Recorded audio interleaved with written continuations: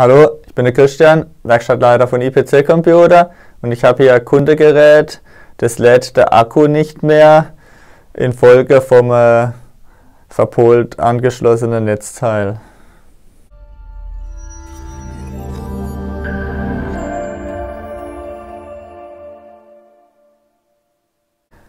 Das Gerät, das wir hier haben, ist ein Samsung NP870 Z5G und da hat der Kunde anscheinend ein verpoltes Netzteil angeschlossen. Seither lässt sich das Gerät nicht mehr laden. Das ist auch so, es macht gar nichts mehr, es leuchtet keine LED mehr, das Netzteil eingesteckt ist, lässt sich nicht mehr einschalten. Was ich festgestellt habe, es lief noch, bis der Akku leer war. Von dem her hat der Kunde wohl recht, da ist wohl was an der Akkuladung oder im Stromeingang kaputt gegangen. Was genau, sage ich euch gleich nach der Reparatur. So, das Samsung-Gerät ist jetzt repariert.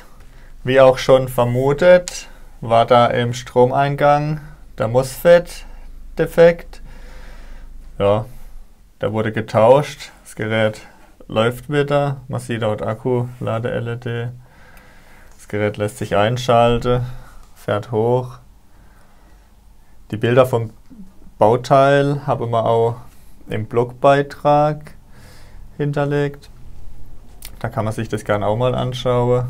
Das machen wir zu jedem Gerät.